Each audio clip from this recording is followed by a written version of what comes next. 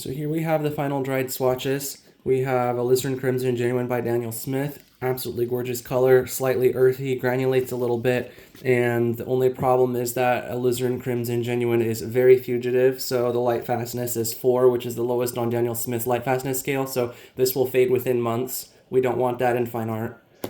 So Daniel Smith Permanent Alizarin Crimson is his light fast replacement for that.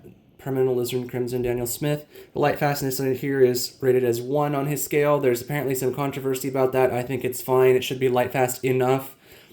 Not all of our paints are going to be 100% excellent light fastness. This should be good enough, even if it's a little bit less than excellent. So this is, the replica. It's a light fast, and so here's that color.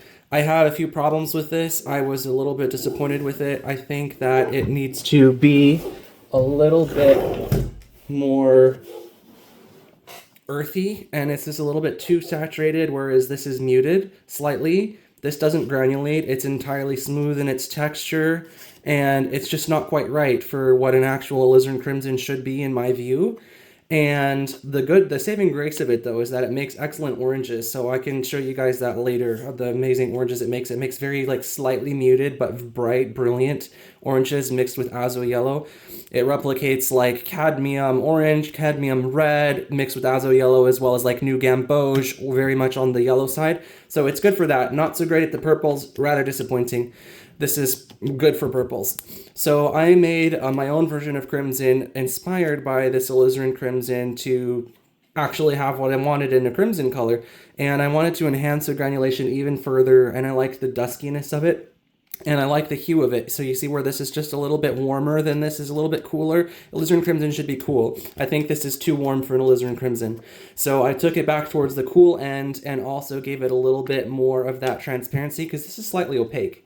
And I gave it a little bit more of that transparency. I enhanced the granulation. I made it earthier, a little bit more muted. So I think this is absolutely fabulous color.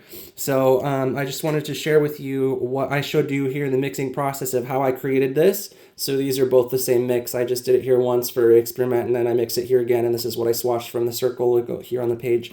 So to make this my crimson color, I showed you the ratios earlier from my book. And so I start with core transparent brown oxide, which has a light fastness of 1. So that's excellent.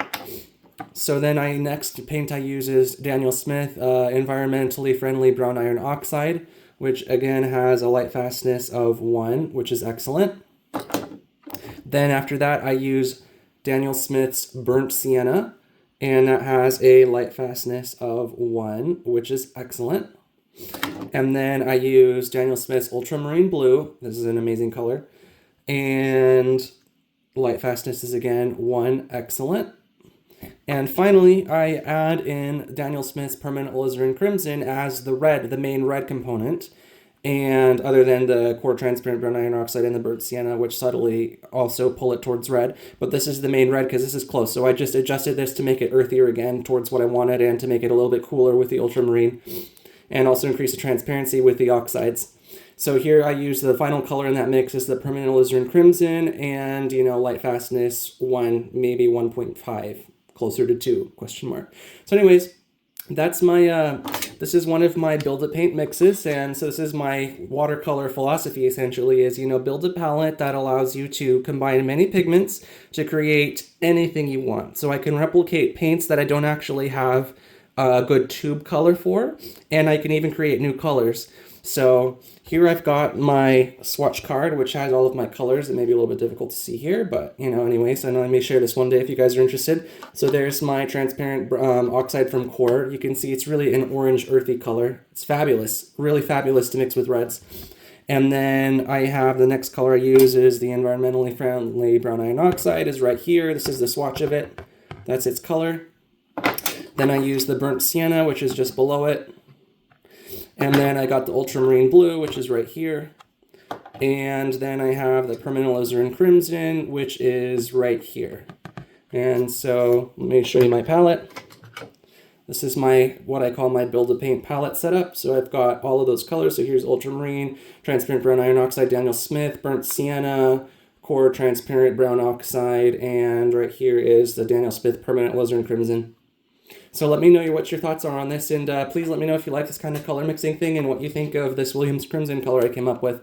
So let me do a little spotlight on it. I'm actually going to zoom in and get up close with it. So there is Williams Crimson. Let's get up nice and close and look at that. Isn't that fabulous? I love it. So yeah, let me know your thoughts in the comments. Follow me for more content and share it with your friends.